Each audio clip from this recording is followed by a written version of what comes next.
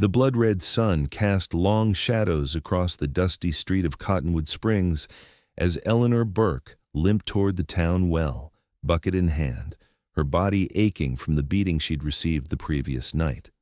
The year was 1876, and for a woman without family or means in the unforgiving Arizona territory, existence was brutal and short. Yet Eleanor persisted, head held high despite the whispers that followed her like vultures. "Don't touch the water after she's been at it," a woman hissed to her companion. "Filthy Irish trash brings disease." Eleanor tightened her grip on the bucket handle, knuckles white against the worn wood. At 22, she'd endured 3 years of such treatment in Cottonwood Springs after fleeing the Boston orphanage where she'd grown up. Her red hair and slight accent had marked her as different. And in a town plagued by recent illness, different meant dangerous. The water from the well splashed against her skirt as she hefted the bucket, adding fresh stains to the worn fabric.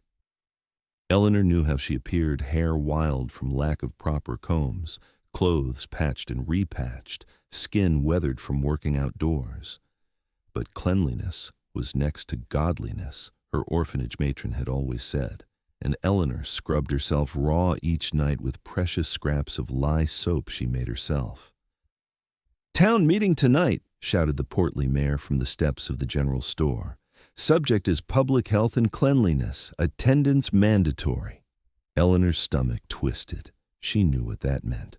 Another round of accusations, another search for scapegoats to blame for the fever that had taken 3 children last month.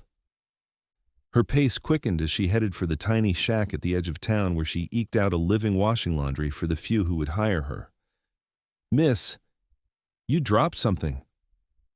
The deep voice startled her, and water sloshed over the bucket's rim as she turned. A tall man she'd never seen before stood a few paces behind her, holding out a small bar of soap wrapped in paper. It must have fallen from the pocket of her apron.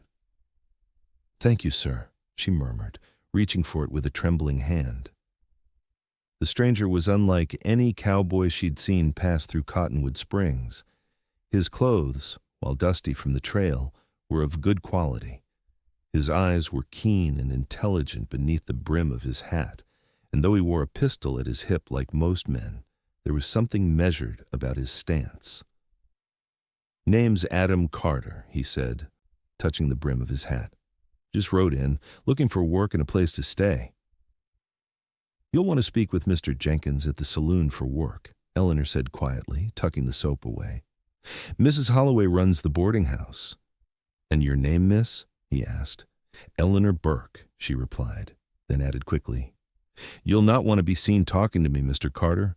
I'm not welcome in most circles here." His eyebrow lifted. "And why's that?" Before she could answer, a sharp voice cut through the air. "Get away from him, you filthy Irish witch!" Martha Jenkins, the saloon-keeper's wife, marched toward them, her face twisted with disgust. "Sir, you'd best keep your distance. That one brings sickness wherever she goes." Adam Carter's expression didn't change, but Eleanor noticed his shoulders straighten almost imperceptibly.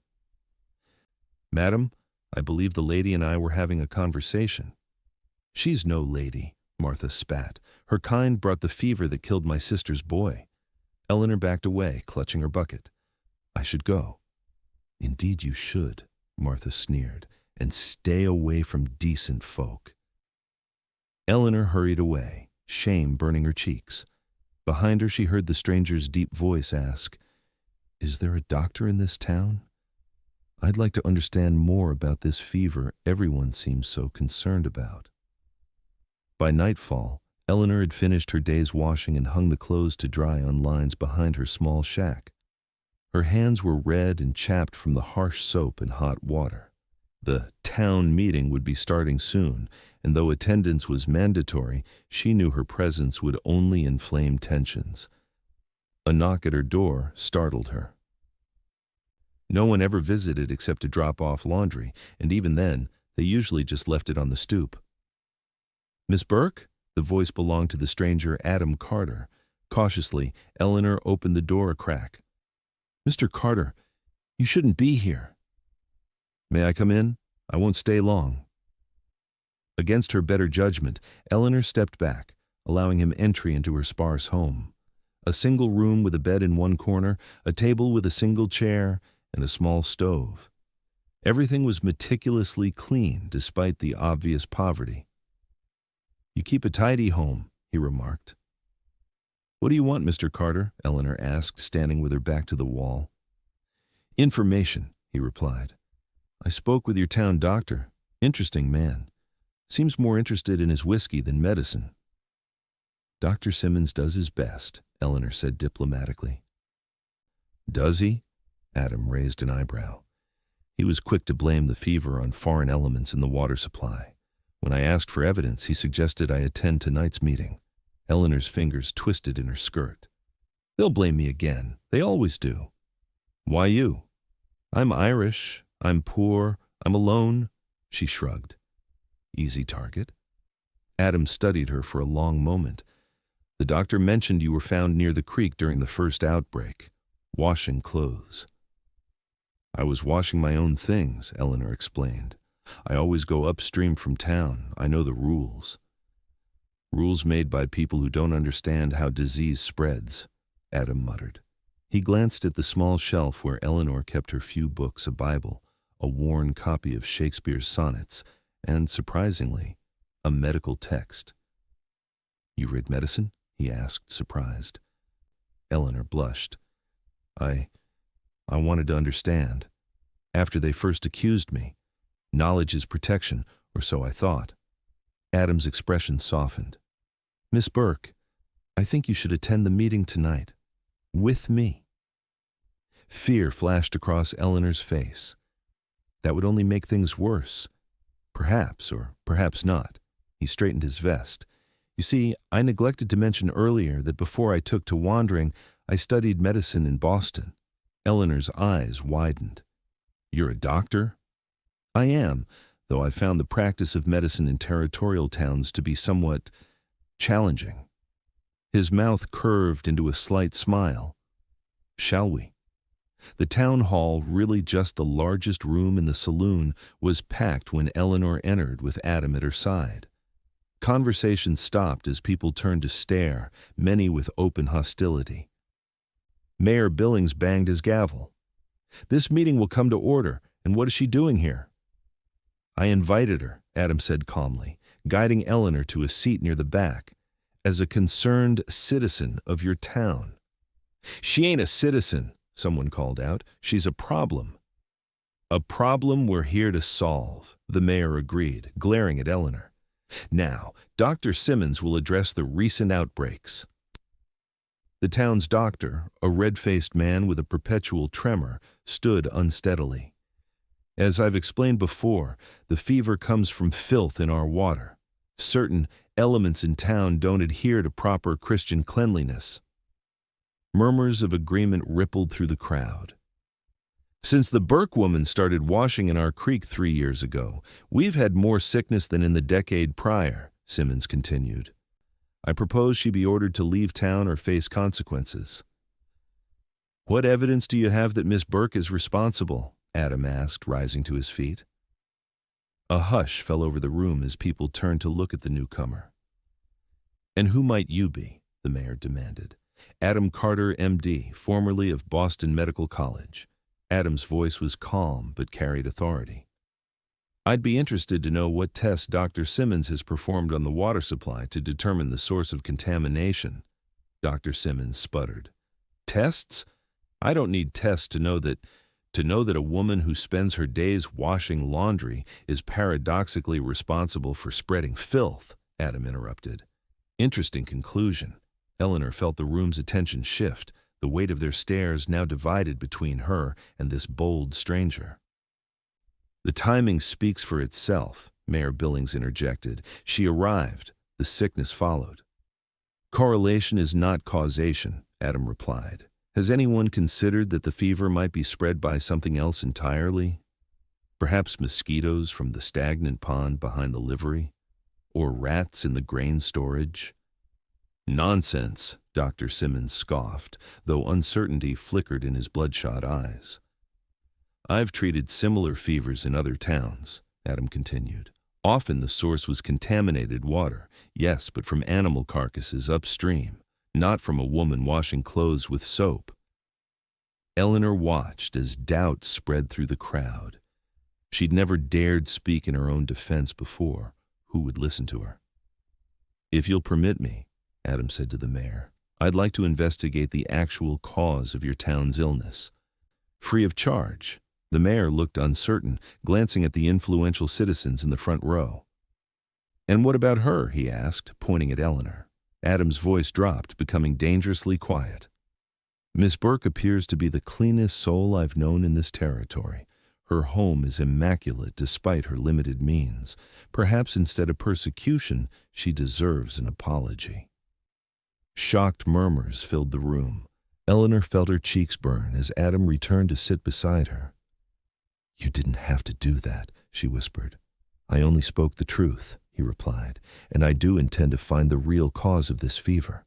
Will you help me? Eleanor stared at him in disbelief. No one had asked for her help in years. They only demanded her absence. Why would you want my help? Adam's eyes met hers. Because you've already tried to educate yourself. Because you care enough to keep yourself clean despite persecution. Because, Miss Burke, I suspect you're far smarter than this town deserves. For the first time in 3 years, Eleanor felt a spark of hope ignite in her chest. The meeting ended with reluctant agreement to allow Dr. Carter to investigate, though many still cast suspicious glances at Eleanor as they filed out of the saloon. Only Martha Jenkins dared approach them directly. You may have fooled some with your fancy words, doctor, she hissed, but I know what she is. Adam stood, towering over the saloon keeper's wife. And what exactly is that, Mrs. Jenkins? Trouble, Martha replied, her voice trembling slightly under his steady gaze. Mark my words. After she stormed off, Eleanor sighed. She's not wrong. I am trouble for you if you continue to associate with me. I've never been one to shy away from trouble in pursuit of the truth, Adam replied, offering her his arm. May I walk you home? We can discuss our investigation. Under the vast canopy of stars, Eleanor found herself explaining her life to this stranger who had defended her so boldly. How she'd come west after the Boston orphanage had become unbearable. How she'd worked her way from town to town. How she had chosen Cottonwood Springs because the laundress had just died and there was opportunity. The first fever outbreak came 2 weeks after I arrived, she explained. A child died. His mother saw me at the creek that morning. It was enough for people already suspicious of outsiders. And the beatings? Adam asked quietly, noting how she winced when she moved too quickly. Eleanor hesitated. Some of the men in town believe physical punishment is appropriate for those they blame for their misfortunes. The sheriff looks the other way. Adam's jaw tightened. That ends now. You can't protect me, Eleanor said softly as they reached her door. You're just passing through. Perhaps, he acknowledged, but while I'm here, I intend to solve 2 problems, find the source of the fever and ensure your safety. Eleanor smiled sadly. One seems more achievable than the other. We'll see, Adam tipped his hat. Tomorrow at dawn we begin our investigation. Rest well, Miss Burke. That night, Eleanor slept more peacefully than she had in years, despite the bruises that still marked her ribs and back. Dawn broke with golden light streaming through the single window of Eleanor's shack. She'd already been awake for an hour, heating water to wash and preparing a simple breakfast of cornmeal porridge. Her best dress, faded blue calico with only one small patch at the hem, hung ready. If she was to assist a doctor today, she would look as respectable as her circumstances allowed. A knock came precisely as the sun cleared the eastern hills. Adam Carter stood on her doorstep carrying a leather medical bag and what appeared to be a basket. Good morning, he said, his eyes taking in her neat appearance. I brought provisions. I thought we might need to travel upstream. Eleanor hesitated before accepting the basket. Inside she found bread, cheese, apples, and even a small jar of honey luxuries she rarely tasted. This is too generous, she protested. It's practical, Adam countered. We have work to do, and we'll need our strength. They set out along the creek that provided Cottonwood Springs with its water. Eleanor led the way upstream, pointing out where she did her washing and where the town drew its drinking water. They established rules after the first outbreak, she explained. No washing downstream of town, no bathing in the creek at all. They posted a guard for a while to ensure compliance. Adam knelt by the water, examining its clarity. The water looks clean enough here. What's upstream? There's a small settlement of miners about 3 miles up, Eleanor said, and several farms scattered along the way. Adam nodded. Let's continue. As they walked, Adam asked questions about the pattern of illnesses, who had been affected first, and the progression of symptoms.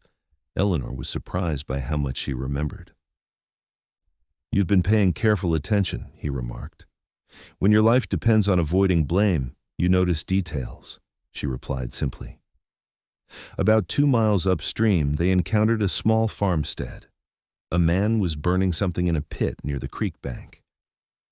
Hello there, Adam called out. Mind if we ask what you're burning?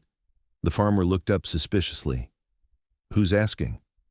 Dr. Adam Carter. I'm investigating the fever outbreaks in Cottonwood Springs.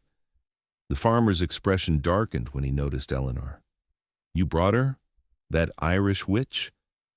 Sir, Miss Burke is assisting me professionally, Adam said firmly. Now, you're fire. Just some dead chickens, the man replied grudgingly. Lost half my flock last week to something. Been burning the carcasses. Adam and Eleanor exchanged a glance. May I examine one of your chickens? The living ones, preferably, Adam asked. The farmer shrugged. Suit yourself. Coop's over there. After a brief examination, Adam returned to Eleanor, who had wisely kept her distance. The chickens show symptoms similar to the human fever, he said quietly, and he's been disposing of dead ones right beside the creek. Could that be the source? Eleanor asked. Possibly. Water carries disease downstream. Adam frowned at the burning pit. But we should check the mining camp, too. Sometimes mining operations release harmful substances. By midday, they had reached the mining camp, a collection of rough shelters where a dozen men worked a small silver claim. The foreman, a burly man named Jackson, was surprisingly cooperative when Adam explained their purpose. We've had no sickness here, he said. But we're careful with our waste. Old Chinese fellow who cooks for us is particular about such things. May we speak with him? Adam asked. The cook, who introduced himself as Wei, had lived in America for 30 years and spoke excellent English. When Adam described the fever symptoms, the old man nodded knowingly. Sounds like water sickness. You check for dead animals in water? We found a farm burning chicken carcasses near the creek, Eleanor offered. Wei nodded. That would do it. Also check for privy too close to water. Armed with this additional insight, Adam and Eleanor continued their investigation, checking each farm and homestead along the creek. By late afternoon, they had discovered 3 potential sources of contamination: the chicken farmer's disposal pit, an outhouse built precariously close to a tributary, and a tannery dumping waste directly into the creek. Any one of these could cause illness, Adam explained as they rested under a cottonwood tree, sharing the food he had brought. Combined, they're guaranteed to. Eleanor watched him make careful notes in a small book. Will the townspeople listen? Some will, Adam replied. Others will prefer their original theory. That I'm a filthy Irish witch bringing pestilence, Eleanor said with a sad smile. Adam set down his pencil and looked at her directly. Why have you stayed, after all they've done to you? Eleanor was silent for a long moment, her fingers tracing patterns in the dirt. Where would I go? I had barely enough saved for one journey west, and despite everything. This is the closest thing to a home I've had since the orphanage. A home where you're beaten and reviled. A home where at least I know what to expect, she replied softly. The devil you know. Adam's expression softened. Eleanor. May I call you Eleanor? She nodded, surprised by the warmth that spread through her at the sound of her name on his lips. "Eleanor, you deserve better than mere survival." "We all deserve many things, Dr. Carter. Life rarely delivers." "Adam," he corrected. "And sometimes, Eleanor, life surprises us." Their eyes met, and for a moment, Eleanor allowed herself to imagine a different life, one where she wasn't alone, where someone stood beside her, where she was valued rather than vilified. The moment broke when distant voices called Adam's name. They turned to see the sheriff and 2 deputies approaching on horseback. "Dr. Carter, there you are," the sheriff called. "There's been another outbreak of fever in town. 3 children taken ill since morning." Adam was on his feet immediately. "Any deaths?" "Not yet, but they're bad off. Mayor sent us to fetch you." The sheriff pointedly ignored Eleanor's presence, speaking only to Adam. "I'll come at once," Adam said, gathering his things. He turned to Eleanor. "Will you come too? I could use your assistance." The sheriff scoffed. "Doctor, with all due respect, bringing her back might incite the town. They're already saying it's her curse causing this new outbreak." "That's absurd," Adam snapped. "Miss Burke has been with me all day, investigating the actual causes of contamination." "Nevertheless," the sheriff said firmly, "I'd advise against it." Adam looked at Eleanor, conflict evident in his eyes. "Go," she said quietly. "The children need you. I'll return to my home." "I'll come to you as soon as I can," Adam promised, his voice low. "This isn't over." Eleanor watched as he mounted behind one of the deputies, his medical bag clutched tightly in one hand. As they rode away, she gathered the remains of their meal and began the long walk back to town, her thoughts tumultuous. The sun was setting when she reached Cottonwood Springs. The town buzzed with activity centered around the doctor's office, where concerned parents gathered. Eleanor skirted the edges of town, keeping to the shadows. She had almost reached her shack when rough hands grabbed her from behind. "There she is!" a man's voice shouted. "Found the witch!" Eleanor struggled as 3 men dragged her toward the center of town. She recognized them as miners who frequented the saloon men who had threatened her before. "Let me go," she cried. "I've done nothing." "My son is dying," one of them growled, his breath heavy with whiskey. "And you've been seen upriver, poisoning our water." They hauled her to the steps of the town hall, where a crowd quickly gathered. Through the sea of angry faces, Eleanor searched desperately for Adam, but he must still have been tending to the sick children. Mayor Billings emerged from the building, his face grave. "What's all this?" "We caught her sneaking back into town," one of her captors announced, "after she went upstream to curse our water again." "I was helping Dr. Carter investigate the true cause of the contamination," Eleanor protested, struggling against the hands that held her. "A likely story," Martha Jenkins called from the crowd. "The new doctor may be fooled by your tricks, but we know better." The crowd grew louder, more threatening. Someone threw a clod of dirt that struck Eleanor's shoulder. "Stop this immediately!" A commanding voice cut through the noise. The crowd parted as Adam strode forward, his face thunderous with anger. Behind him came Sheriff Davis, looking uncomfortable. "Release her," Adam demanded. "Doctor, you don't understand," the mayor began. "I understand perfectly," Adam interrupted. "I understand that while Miss Burke and I were discovering the actual sources of your water contamination, your town decided to scapegoat an innocent woman rather than face facts." "What facts?" someone called. Adam turned to address the crowd. "The fever is caused by contaminated water. Yes, but the contamination comes from multiple sources upstream. Improperly disposed animal carcasses, human waste too close to water sources, and tannery chemicals dumped directly into the creek." "That's just her covering her tracks," Martha Jenkins insisted. "Mrs. Jenkins, I examined the water myself," Adam said sharply.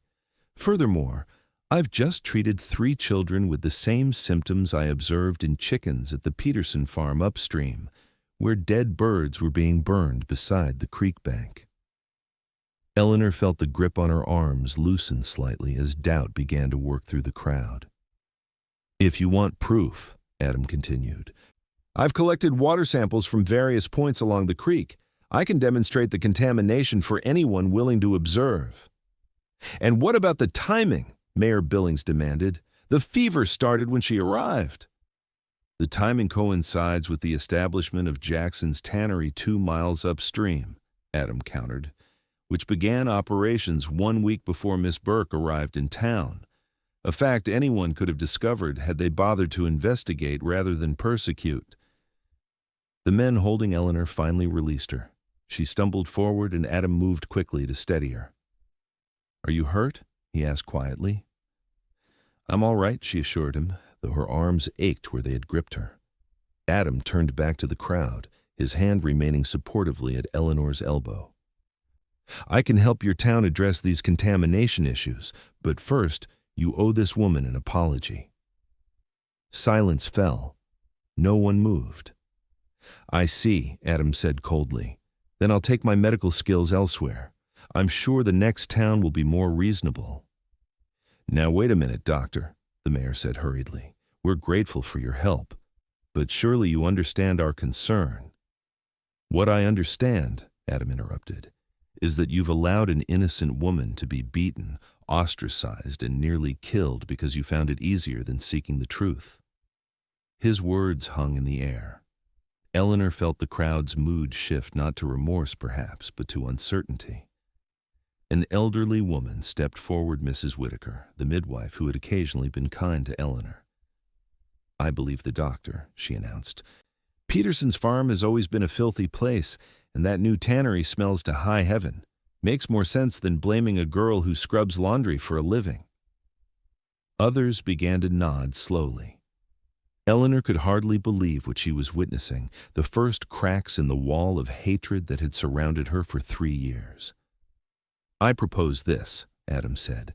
"Allow me to implement water safety measures. In the meantime, judge Miss Burke by her actions going forward, not by your prejudices from the past." The mayor looked around at the crowd, then at the sheriff, who gave a slight nod. "Very well, Doctor," Mayor Billings said grudgingly. "We'll try it your way. But she's your responsibility now." "Miss Burke is responsible for herself," Adam corrected. "I'm merely pointing out facts that should have been obvious to everyone." He offered Eleanor his arm. "May I escort you home?" With dignity she didn't know she possessed, Eleanor placed her hand on his arm and walked through the parting crowd, head high, despite the dirt on her dress and the bruises forming on her arms. Only when they reached her small shack, away from prying eyes, did she allow herself to tremble. "They would have killed me," she whispered, sinking onto her single chair. Adam knelt before her, examining the marks on her arms with gentle fingers. "But they didn't. And they won't. You can't be certain. You can't stay in Cottonwood Springs forever." His eyes met hers. "Perhaps not forever. But I'm not leaving tomorrow either." Eleanor shook her head confused. "I don't understand." "You're a doctor, you could practice anywhere. Why stay in a backwater town that nearly committed murder tonight?" Adam was quiet for a moment, his hands still holding hers. "I told you I studied in Boston, but I didn't tell you why I left," he sighed.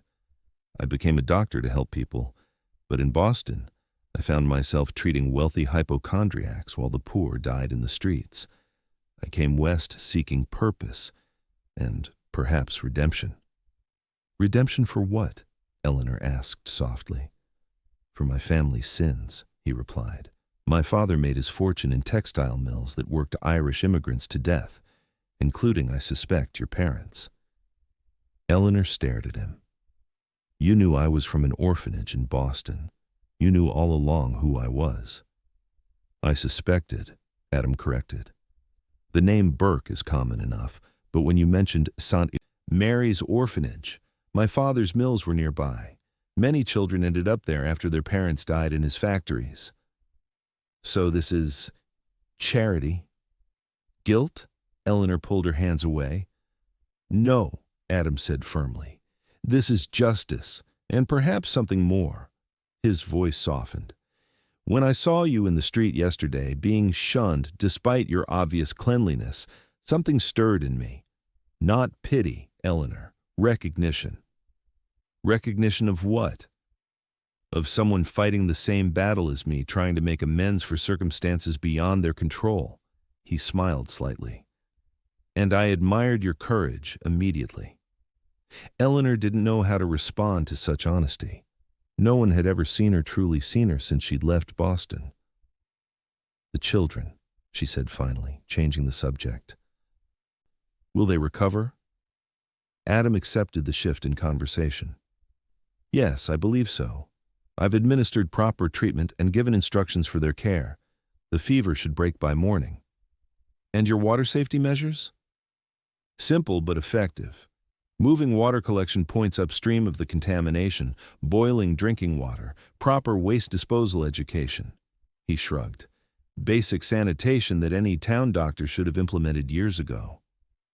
If it works, they may ask you to stay permanently, Eleanor said. Would that be so terrible?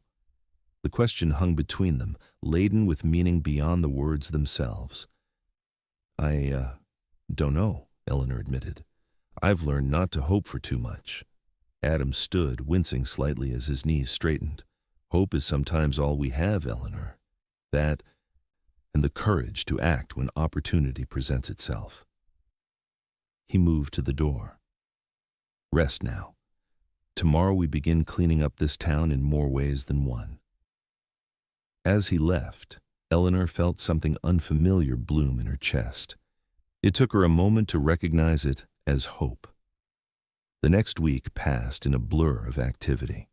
True to his word, Adam implemented water safety measures throughout Cottonwood Springs. The fever cases began to recover, and no new cases appeared. Eleanor found herself reluctantly included in town activities as Adam's assistant, recording his findings and helping educate families on proper sanitation. Some townspeople remained cold toward her, but others began to thaw, especially after the Peterson farm was confirmed as a major source of contamination when more sick chickens were discovered. You have a natural talent for this work, Adam told her as they walked back from a day of inspecting water barrels. Have you ever considered becoming a nurse? Eleanor laughed. Who would teach me, and who would accept treatment from me? I would teach you, Adam said seriously. And patients accept care from those who can help them, regardless of background. Pain and fear are great equalizers. Eleanor considered this as they passed the general store. Mrs. Holloway, who ran the boarding house where Adam stayed, emerged and called out to him. Dr. Carter, a telegram arrived for you. She hurried over, handing him a yellow envelope. Came in on the afternoon stage. Thank you, Mrs. Holloway. Adam opened it, his expression growing serious as he read. Bad news? Eleanor asked when Mrs. Holloway had left. Complicated news, Adam replied. My father has fallen ill.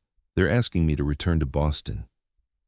Eleanor's heart sank, though she tried to hide her disappointment. You should go. Family's important. It is, Adam agreed, carefully folding the telegram, though my relationship with my father is strained at best. They walked in silence for a few moments. Will you return to Cottonwood Springs after? Eleanor finally asked. Adam stopped walking and turned to face her. That depends. On what? On whether I have reason to return. Eleanor felt her cheeks warm under his steady gaze. I would think a town that now respects your medical expertise would be reason enough. The town's opinion matters little to me, Adam said quietly, but there is one person whose opinion I value greatly. Before Eleanor could respond, they were interrupted by the sheriff. Dr. Carter, got a moment? Need to discuss that ordinance about the tannery waste. Adam's eyes held Eleanor's for a beat longer. We'll continue this conversation later, he promised before turning to the sheriff. That evening, Eleanor sat alone in her shack, repairing a tear in her best dress by the light of a single candle. Her mind whirled with the implications of Adam's impending departure. She had grown accustomed to his presence, his respect, his belief in her. The thought of returning to her isolated existence after experiencing such connection was more painful than she had anticipated. A knock at the door stirred her from her thoughts. She opened it to find Adam standing there, his expression uncharacteristically uncertain. "May I come in?" "I've made a decision about Boston." Eleanor stepped aside, heart pounding. "Of course." Adam entered, but remained standing, too restless to sit. "I'm leaving on tomorrow's stage." "So soon?" Eleanor couldn't keep the dismay from her voice. "My father's condition is serious, and—" He hesitated. "There are matters I need to resolve there." "I understand," Eleanor said, though her chest ached with unspoken words. "Eleanor," Adam stepped closer, "I'd like you to consider something. It may seem sudden, even inappropriate, but I've never been one to waste time when I've made up my mind." She looked up at him, confused. "Come with me to Boston." Of all the things she had expected him to say, this was not one of them. "What?" "Come with me," he repeated. "There's a school of nursing there where you could train formally. You have the intelligence and compassion for it." "Adam, I can't just leave—" "Why not?" he challenged. "What holds you here besides fear and painful memories?" Eleanor shook her head, overwhelmed. "How would I even pay for such schooling? I have no money." "I would sponsor you," Adam said simply. "As your charity case?" Eleanor's pride flared. "No, thank you." Adam ran a hand through his hair in frustration.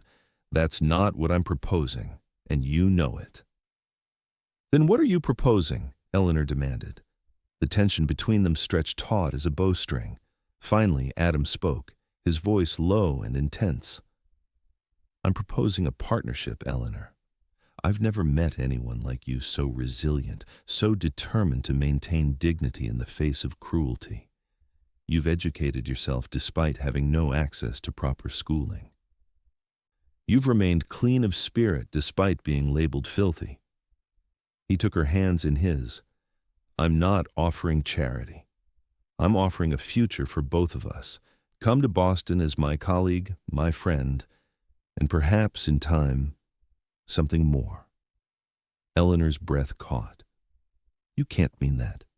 You barely know me." "I know enough," Adam insisted. "I know you're the cleanest soul I've known, not just in body but in spirit, unsullied by bitterness despite everything you've endured." Eleanor pulled her hands away, turning to hide the tears that threatened.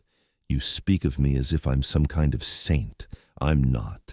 I've hated them, sometimes hated them so much I could scarcely breathe with it." "That's not hatred," Adam said gently. "That's righteous anger. There's a difference." He moved to stand behind her, close but not touching. "Eleanor, I don't expect an answer tonight. The stage leaves at noon tomorrow. Think about it." After he left, Eleanor sat awake long into the night, weighing her options. Boston held painful memories, the orphanage where she'd been treated as a burden, the city that had rejected her Irish heritage. But it also offered opportunity she could never find in Cottonwood Springs. And there was Adam. She could no longer deny the feelings that had grown between them. His respect had awakened something in her that she thought long dead, the belief that she deserved better than mere survival.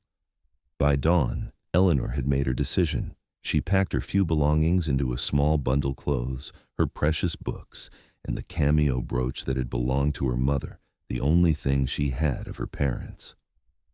As she closed the door of her shack for the last time, Martha Jenkins approached, her usual hostility absent.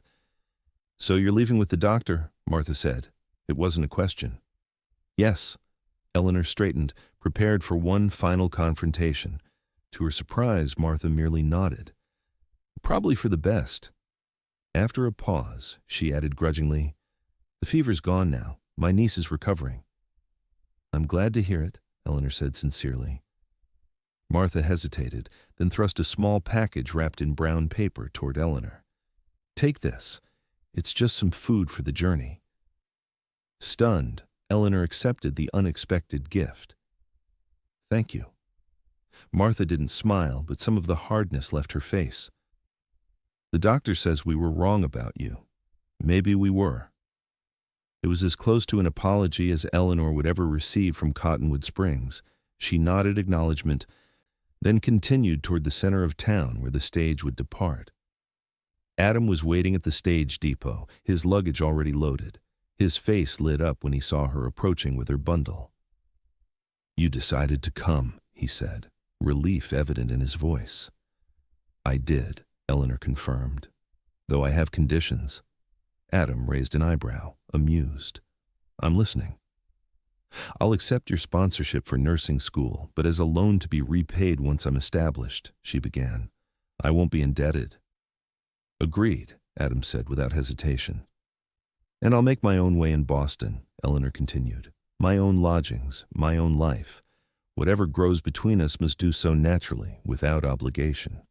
Adam's expression grew serious. "Eleanor, I would never." "I know," she interrupted gently. "But I need to be clear for both our sakes." He studied her face, then nodded. "Your terms are acceptable, Miss Burke." The stagecoach driver called for passengers to board. Around them, townspeople gathered to bid farewell to their doctor, pointedly ignoring Eleanor's presence, all except Mrs. Whitaker, who approached with a small cloth-wrapped bundle. "Some herbs for the journey," the old midwife said, pressing it into Eleanor's hands. "Ginger for sickness, chamomile for sleep." "Thank you," Eleanor whispered, touched by the kindness. "Be happy, child," Mrs. Whitaker said softly. "You deserve it after all you've endured here." Adam helped Eleanor into the stagecoach, then climbed in after her. As the driver cracked his whip and the horses lurched forward, Eleanor looked back at Cottonwood Springs one last time.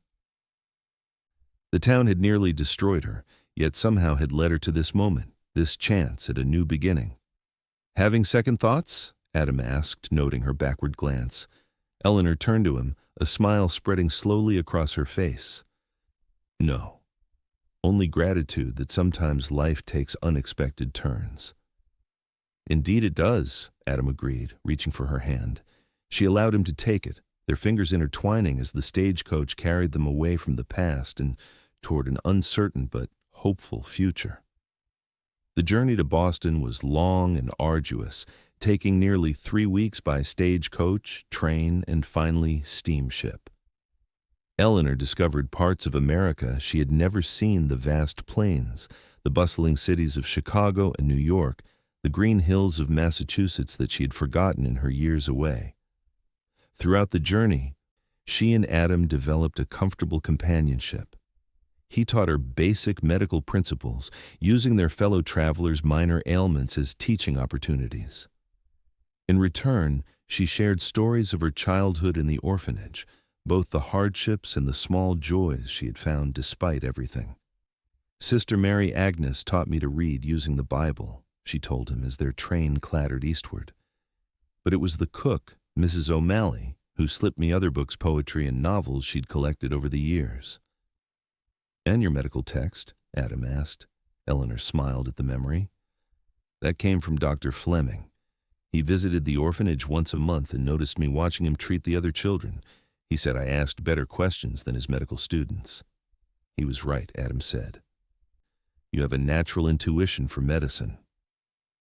As they neared Boston, Adam grew more withdrawn, his expression tightening whenever his father was mentioned. "You never speak of your mother," Eleanor observed one evening as they sat in the dining car. "She died when I was 15, Adam replied. "Consumption. My father hired the best doctors, but—" He shook his head. "After she was gone, the house became a mausoleum. My father buried himself in his business, and I escaped to medical school as soon as I could."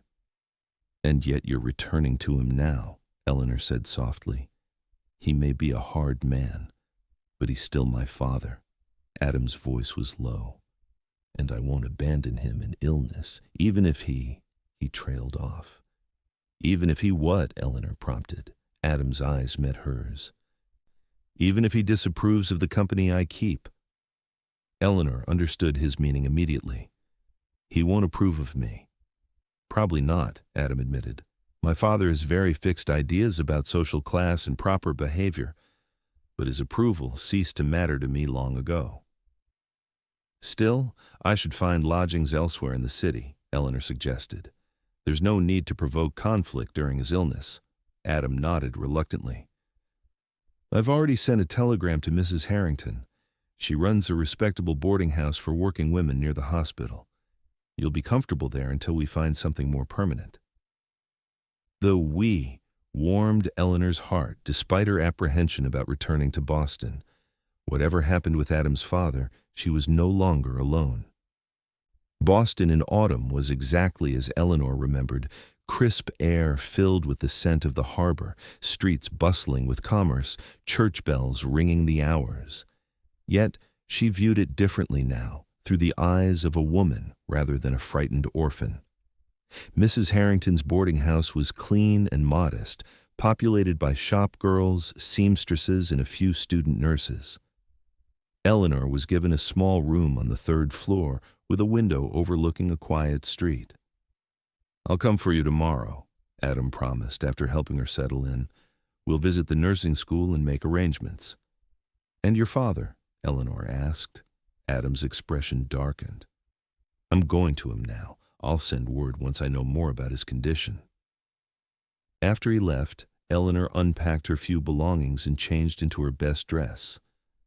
Despite her fatigue from traveling, she felt restless in the city of her childhood. Telling Mrs. Harrington she would return for supper, she set out to walk the familiar streets. Her feet carried her inevitably toward St. Mary's Orphanage, though she had no desire to go inside. The imposing brick building looked smaller than she remembered, its windows still barred, but the front steps swept clean.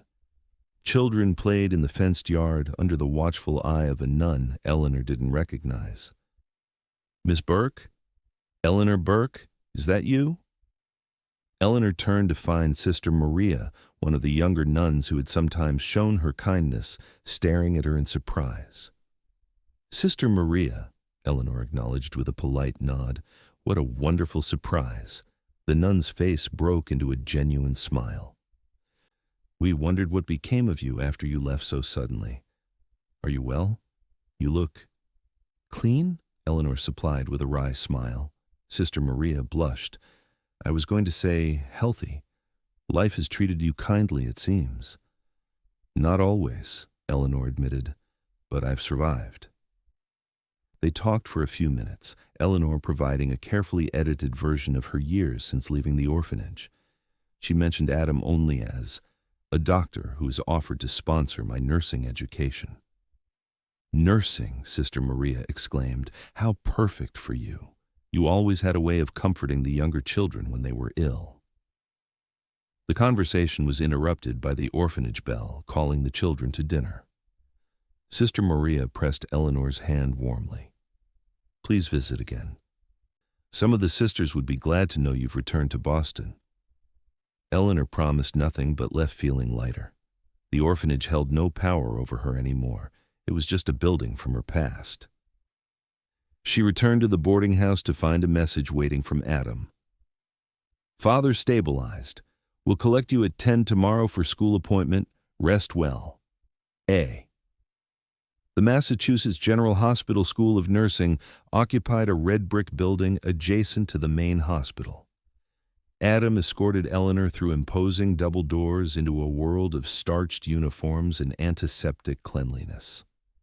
Dr. Carter, a stout, gray-haired woman in a crisp nursing uniform, approached them. "We received your telegram. I'm Matron Sullivan." "Thank you for meeting us on such short notice," Adam replied. "May I present Miss Eleanor Burke, the candidate I mentioned?" Matron Sullivan assessed Eleanor with shrewd eyes.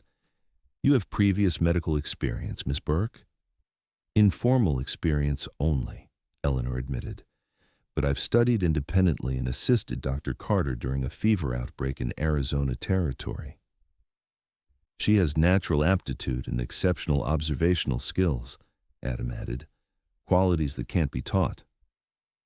The matron's expression softened slightly. "Perhaps, but our program is rigorous, Miss Burke. We accept only the most dedicated students." "I understand," Eleanor said steadily. "Dedication is something I have in abundance, Matron Sullivan." Something in Eleanor's quiet dignity seemed to impress the older woman. "Very well. Let's discuss the particulars." The meeting lasted over an hour.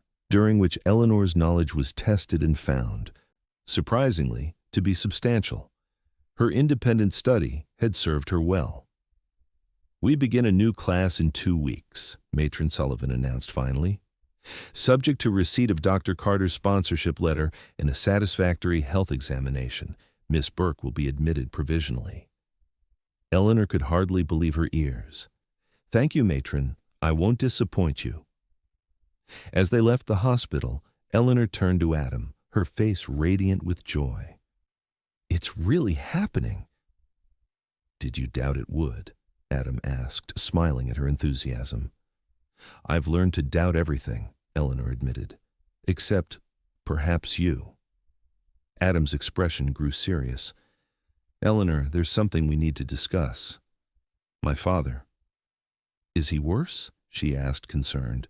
"No, he's recovering, albeit slowly, but he's asked to meet you." Eleanor stopped walking. "Me?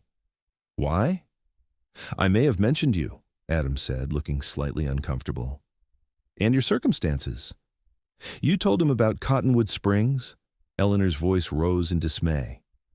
"Not the details," Adam assured her quickly. "Just that you had been unjustly treated and that I was sponsoring your nursing education."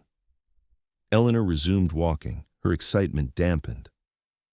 "And he wishes to meet this charity case his son has brought home from the Wild West."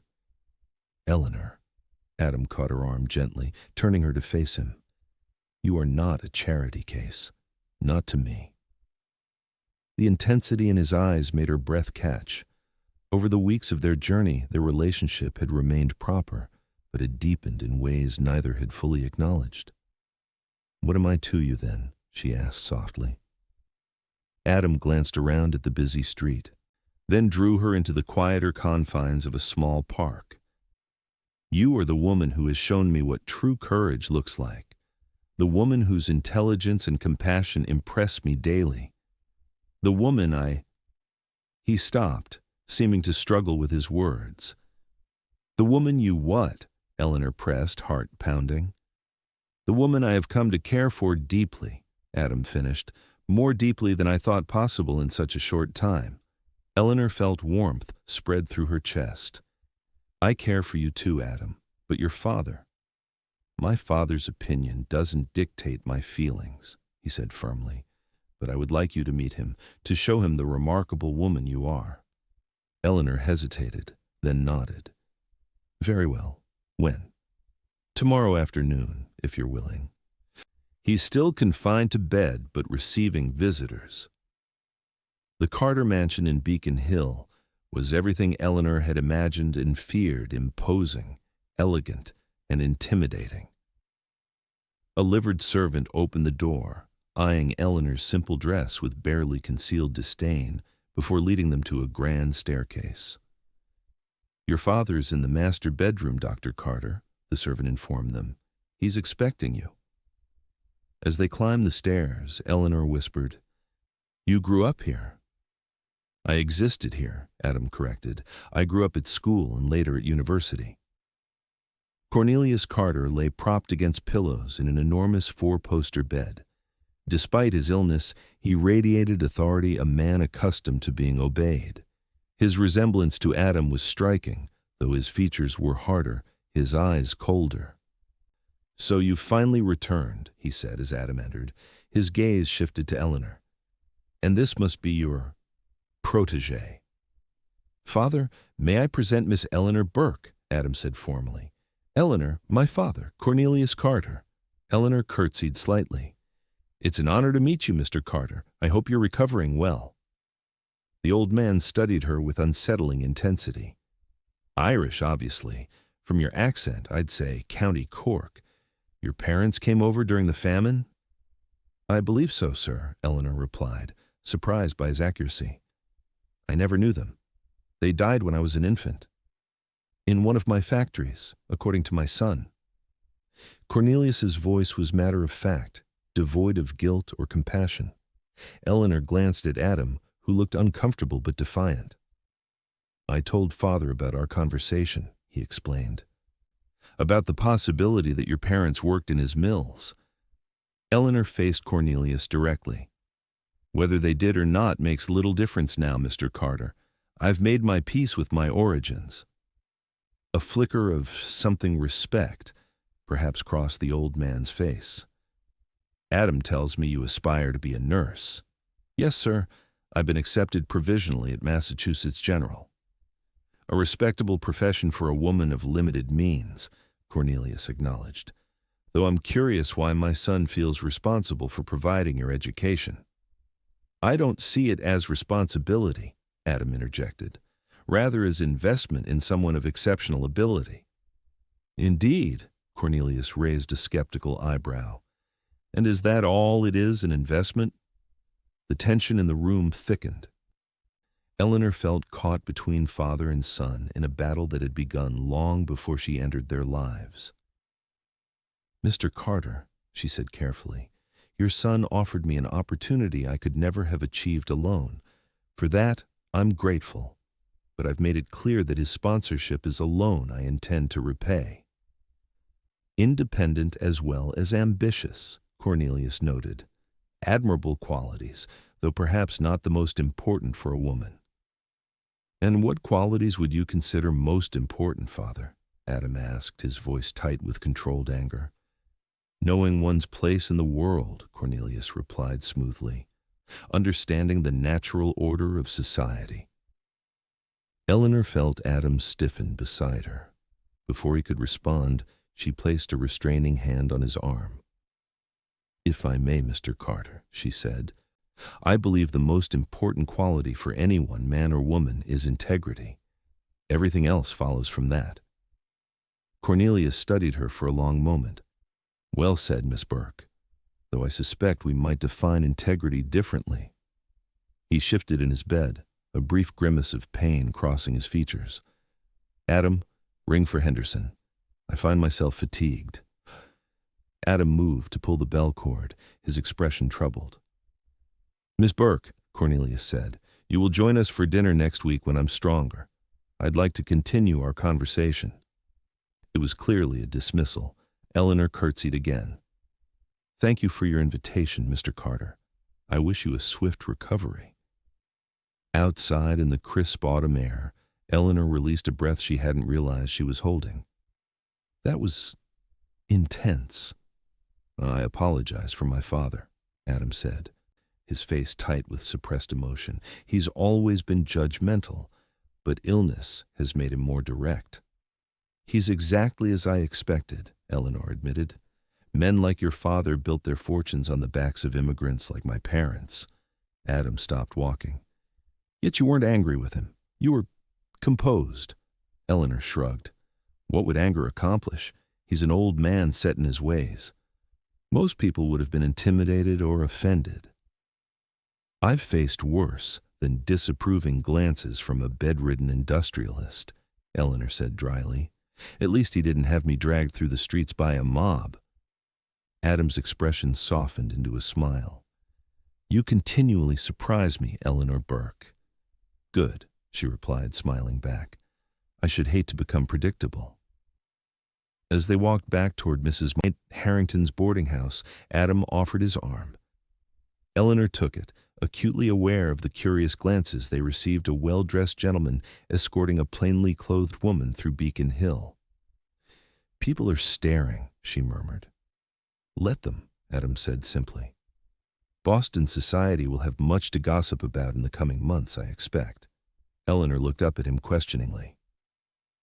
"I've decided to establish a practice here," Adam explained. "The hospital has offered me a position, and I've accepted." "You're staying in Boston?" Eleanor couldn't hide her pleasure at the news. "I am." His hand covered hers where it rested on his arm. "For various compelling reasons." Their eyes met, and in that moment Eleanor saw her future unfold before her, not easy, perhaps, but full of possibility, and no longer solitary. "Your father will object," she felt compelled to point out. Adam's smile was rueful.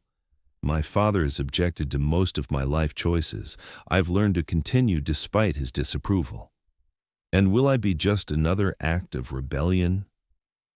The question slipped out before Eleanor could stop it.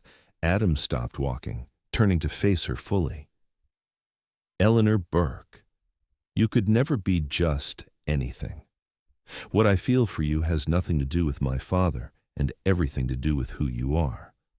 He took her hands in his, heedless of the passers-by. You've shown more courage, dignity, and compassion than anyone I've known. When I called you the cleanest soul I've known, I meant every word, not just about physical cleanliness, but the purity of spirit that shines through despite everything you've endured. Eleanor felt tears threatening.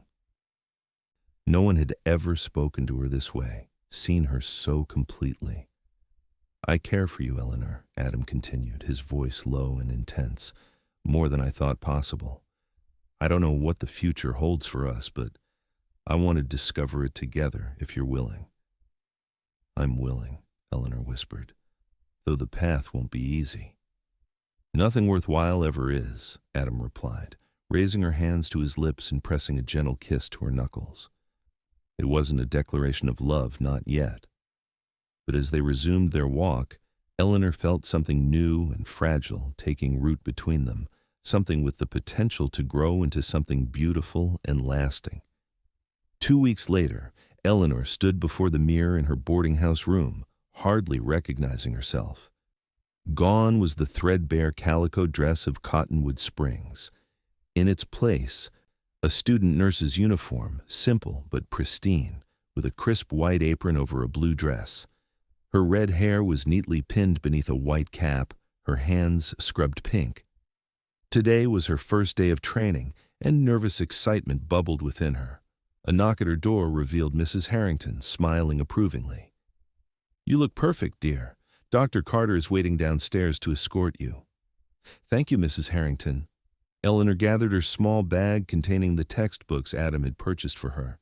Adam's face lit up when he saw her descending the stairs in her uniform. "You were born for this," he said softly.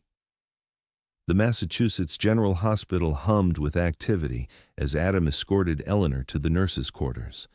Matron Sullivan was waiting, her stern expression softening at the sight of Eleanor in uniform. "Punctual, good. We begin at once, Miss Burke. Say your goodbyes to Dr. Carter. You'll have little time for social calls in the coming weeks." Eleanor turned to Adam. "Thank you for everything. This is just the beginning," he promised, squeezing her hand briefly. "I'll see you on Sunday for dinner." The first weeks of training were more grueling than anything Eleanor had experienced in Cottonwood Springs. She rose before dawn, attended lectures, performed ward duties under the watchful eyes of senior nurses, and studied late into the night. Her hands chapped from constant washing, her back ached from bending over patients, and her mind whirled with new knowledge. Yet she thrived. The other student nurses, mostly daughters of respectable but not wealthy families, initially kept their distance from the Western girl, but her knowledge and willingness to work soon earned their respect. "Burke, you have a natural touch with the difficult patients," Nurse Williams commented after watching Eleanor calm an agitated elderly man. "Where did you learn that?" "In a place where kindness was rare enough to be treasured," Eleanor replied simply. She saw Adam only once a week, for Sunday afternoon walks when she was permitted a few hours of freedom. He respected the demands of her training, never complaining about their limited time together. "My father has invited us to dinner again," he mentioned during one such walk through the Boston Common. "He's fully recovered now and back to terrorizing his board of directors." Eleanor smiled. Her second meeting with Cornelius Carter had been slightly less strained than the first, though the old man clearly remained skeptical of her suitability as a companion for his son. "When?" she asked. "Next Sunday. He's invited some associates, including Dr. Harrison from the hospital board." Eleanor understood the implication. "He's testing me, seeing if I can behave appropriately in society." "He's wasting his time," Adam said confidently. "You have more natural grace than most of Boston society." "You're biased," Eleanor teased, though his confidence warmed her. "Perhaps." Adam's smile faded. "Eleanor, there's something I should tell you. My father has been making inquiries about you. Eleanor stiffened. What sort of inquiries? He sent someone to Arizona Territory, to Cottonwood Springs. Cold dread washed over her. What did they find? Nothing you need fear, Adam assured her quickly. In fact, his investigators' report largely confirmed everything I'd told him. The town doctor has apparently become quite forthcoming about his misdiagnosis since we left. Why would your father go to such lengths? Adam's expression was grim. Control. Information. He's used to vetting anyone who enters his circle. I'm not applying for employment at his mill, Eleanor said tartly. No, you're much more threatening than that. Adam's voice softened. You're the woman his son cares for. The dinner at the Carter mansion was everything Eleanor had feared. Formal, elegant, and designed to intimidate. 6 guests in addition to herself and Adam, Dr. Harrison and his wife, Mr. Phillips, Cornelius's business partner, and his daughter, and Judge and Mrs. Whitmore, old friends of the Carter family. Eleanor wore a simple but elegant dark green dress Adam had insisted on purchasing for her. Consider it an early Christmas gift, he had said when she protested the expense. Cornelius seated Eleanor between himself and Dr. Harrison, a strategic placement that ensured she would be observed throughout the meal. Miss Burke is training at Massachusetts General, Cornelius announced as the first course was served, under Matron Sullivan's supervision. Sullivan is a dragon, Dr. Harrison commented, but she produces excellent nurses. How are you finding the program, Miss Burke? Demanding, but rewarding, Eleanor replied. Matron Sullivan expects perfection, but her standards ensure patient safety. Dr. Harrison nodded approvingly. Well said.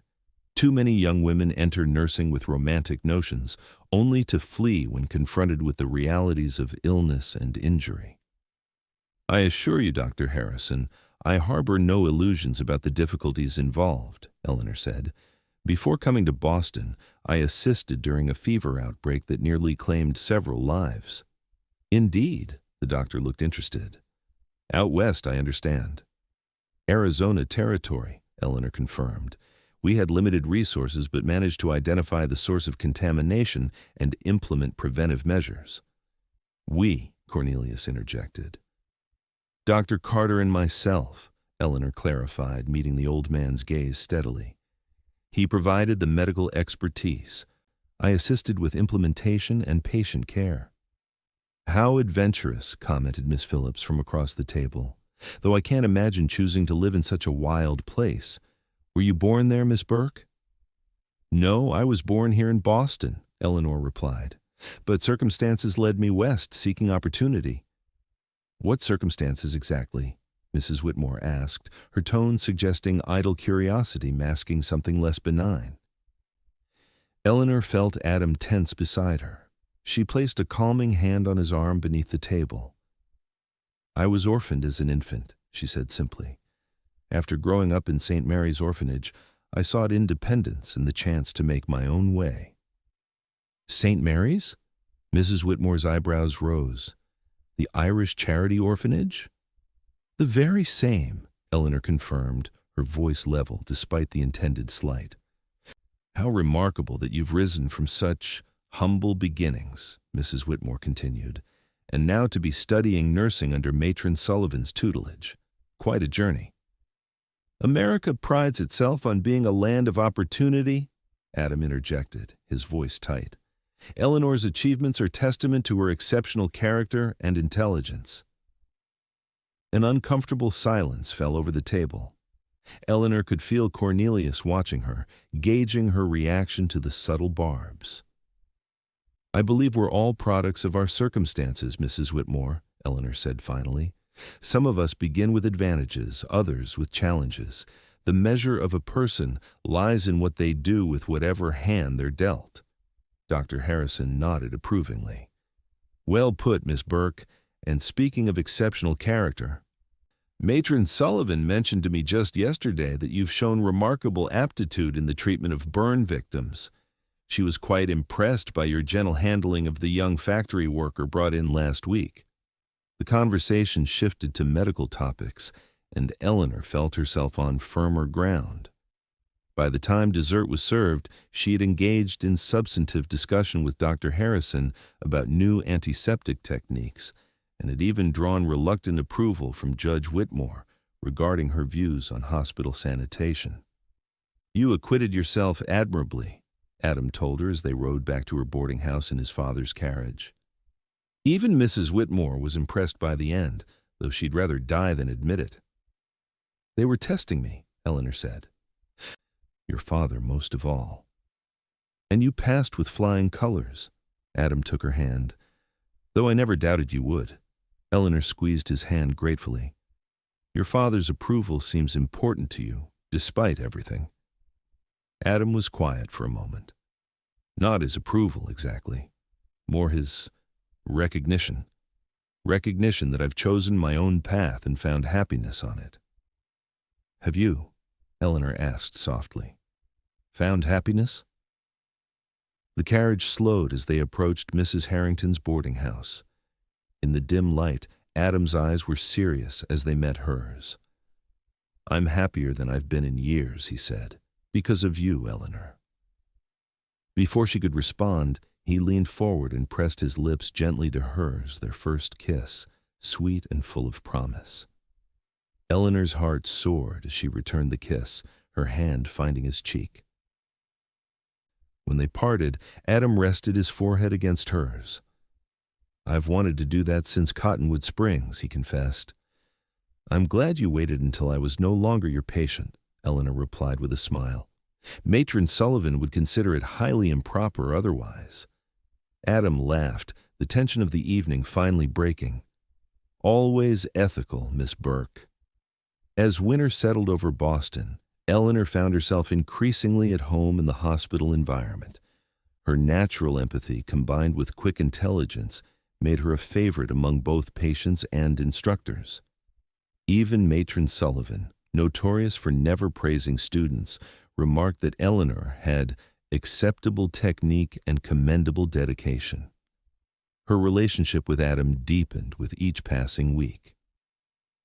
Their Sunday walks became the highlight of her life, precious hours of conversation, laughter, and increasingly tender moments away from prying eyes. Christmas approached, bringing with it a rare week of liberty from hospital duties. Adam invited Eleanor to attend midnight services at Trinity Church with him on Christmas Eve. "And my father's asked that you join us for Christmas dinner," he added hesitantly. "Only if you wish to, of course." Eleanor was surprised. "Your father specifically included me in the invitation." "He did," Adam confirmed. "I believe you've made quite an impression on him, despite his best efforts to remain aloof." The magnificent Trinity Church glowed with candlelight as they slipped into a pew on Christmas Eve. Eleanor, dressed in a deep burgundy wool dress, another gift from Adam, felt a peace she hadn't known in years. The choir's voices soared to the vaulted ceiling, singing of hope and new beginnings. Adam's hand found hers in the dim light. As the familiar words of the Christmas story washed over them, Eleanor felt a sense of belonging that went beyond the physical space of the church. Here, beside this man who had seen her true worth when others saw only prejudice and fear, she had found home. After the service, they walked through snow-dusted streets, their breath-forming clouds in the cold night air. "I have something for you," Adam said, reaching into his coat pocket. "A Christmas gift." "Adam, you've already given me so much—" "This is different," he interrupted gently. He withdrew a small box wrapped in silver paper. "Please." Eleanor accepted the box with trembling fingers. Inside, nestled on velvet, lay a delicate gold locket in the shape of a heart. "It's beautiful," she whispered. "Open it," Adam urged. Inside the locket was a tiny, exquisitely rendered portrait of Adam on one side. The other side was empty. "I thought perhaps someday a family portrait might go there," Adam said softly.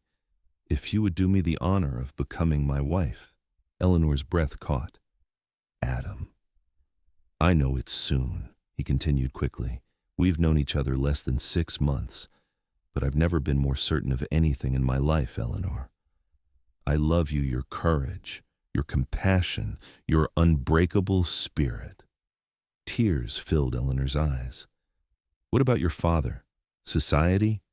There will be talk. Let them talk," Adam said firmly. "My father will adjust to the idea, as he has to all my other decisions he initially opposed. As for society," he shrugged, "the people who matter will accept you as I do for the remarkable woman you are."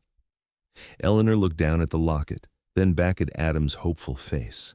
In his eyes she saw the future she had never dared to dream of, not just security or acceptance, but partnership and love. "Yes," she said simply. "Yes, I will marry you, Adam Carter." His face lit with joy as he swept her into his arms, lifting her off her feet in an exuberant embrace that drew smiles from passers-by. When he set her down, he helped her fasten the locket around her neck. "Perfect," he murmured, pressing a kiss to her forehead. "Just like you." Eleanor laughed, joy bubbling up from deep within.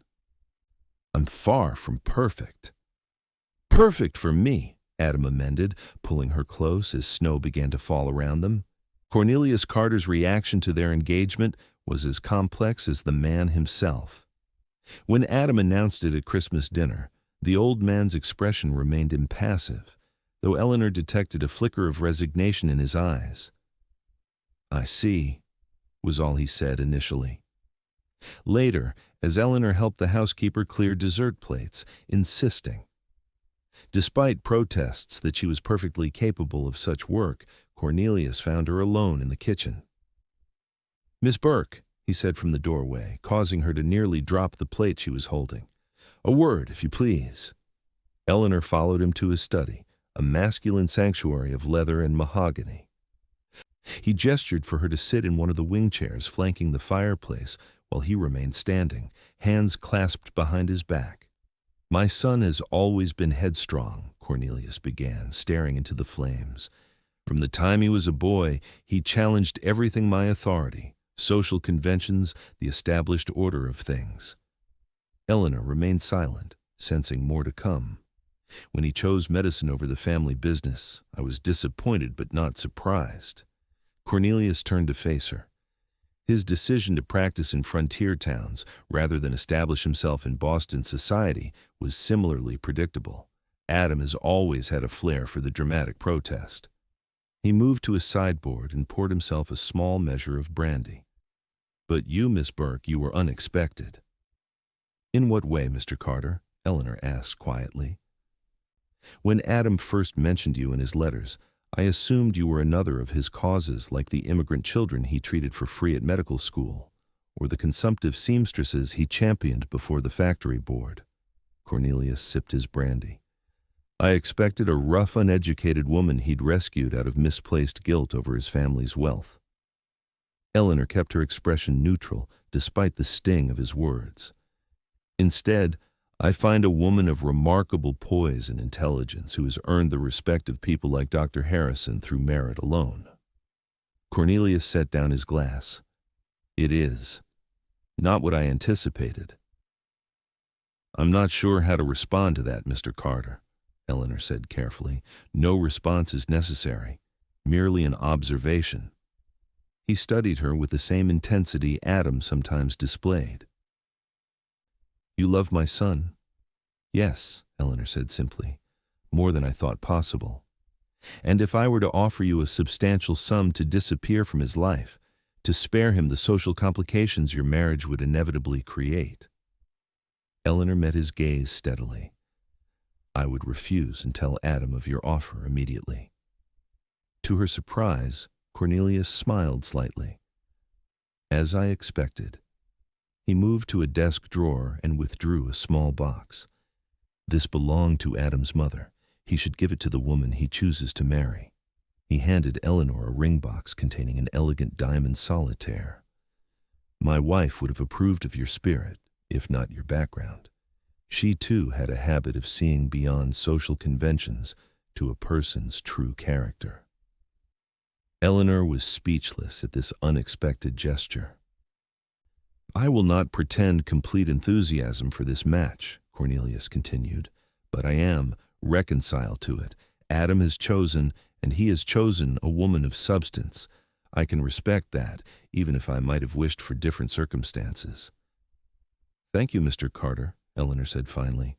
Your acceptance means a great deal to Adam. Yes, well, the old man cleared his throat.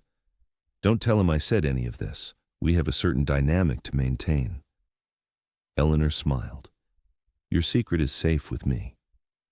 She and Adam were married in the spring of 1877, in a small but elegant ceremony at Trinity Church. Matron Sullivan and several nursing students attended, along with a surprisingly large contingent of Boston's medical community colleagues who had come to respect Dr. Carter and his unconventional fiancée. Cornelius Carter sat stiffly in the front pew, his expression unreadable as Eleanor walked down the aisle in a simple white gown with the locket Adam had given her at Christmas gleaming at her throat. But when the minister pronounced them husband and wife, Eleanor could have sworn she saw the old man discreetly wipe away a tear. Adam purchased a comfortable townhouse near the hospital, where Eleanor continued her nursing training while Adam established his practice. By the time she graduated from the nursing program at the top of her class, to Matron Sullivan's carefully concealed pride, they had settled into a partnership that balanced professional respect with deep personal affection. Dr. Harrison has offered me a position on the new women's ward, Eleanor told Adam over dinner one evening, nearly a year after their wedding. As head nurse. That's wonderful news, Adam exclaimed, though not surprising. Harrison has sung your praises since that dinner at Father's. Eleanor smiled, though there was something hesitant in her expression. It's an excellent opportunity, but, Adam prompted. I've been thinking of declining, Eleanor said carefully, at least for now. Adam set down his fork, concerned. Why? Has something happened at the hospital? No, nothing like that. Eleanor took a deep breath. I'm with child, Adam. Due in early winter. Adam's face transformed with joy as he rose from his chair and moved to kneel beside hers, taking her hands in his. A baby? We're having a baby. Eleanor nodded, tears of happiness welling in her eyes. Dr. Mitchell confirmed it yesterday. I wanted to be certain before telling you. Adam placed a gentle hand on her still flat stomach. A child, he whispered in wonder. Our child. That night, as they lay together in the quiet darkness of their bedroom, Adam held Eleanor close against his heart. What are you thinking? She asked, hearing the steady rhythm of his heartbeat. I'm thinking how far we've come, he replied, his fingers tracing patterns on her shoulder. From that dusty street in Cottonwood Springs to here, our home, our future growing within you. Eleanor smiled against his chest. Sometimes I can hardly believe it myself. That day when you defended me at the town meeting, I'd given up hope that anyone would ever see me as more than what they wanted me to be. I saw you exactly as you were, Adam said softly. The cleanest soul I'd known, in a world too dirty to recognize it. And now? Eleanor lifted her head to look at him. Adam's hand cupped her cheek tenderly. Now you're my wife, my partner, the mother of my child, and still the cleanest soul I know. Eleanor's daughter was born on a snowy December morning in 1878, a healthy, robust girl with a shock of red hair and her father's thoughtful eyes. They named her Hope, a testament to the emotion that had carried them from the harsh judgment of Cottonwood Springs to the promising future that lay before them. Cornelius Carter, now a doting if somewhat awkward grandfather, presented the infant with a silver rattle and a trust fund for her education wherever her interests may lead her. No grandchild of mine will ever lack opportunity, he declared gruffly, allowing the baby to grasp his finger with surprising strength.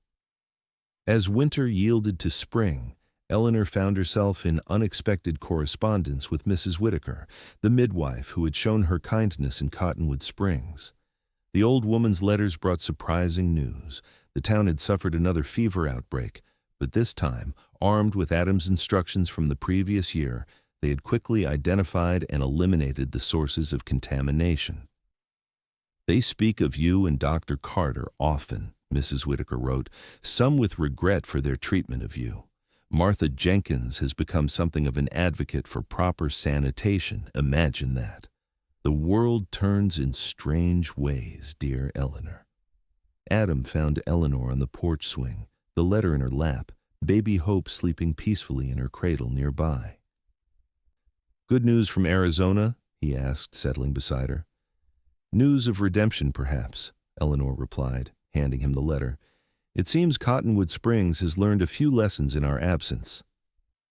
Adam read quietly, then folded the letter with a thoughtful expression.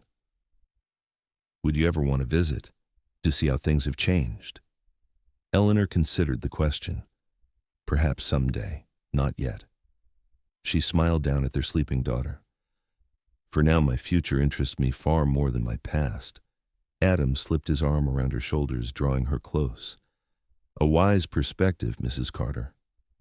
As twilight deepened around their Boston home, Eleanor leaned into her husband's embrace, profoundly grateful for the journey that had brought her here from an orphan child to a woman scorned, and finally to this.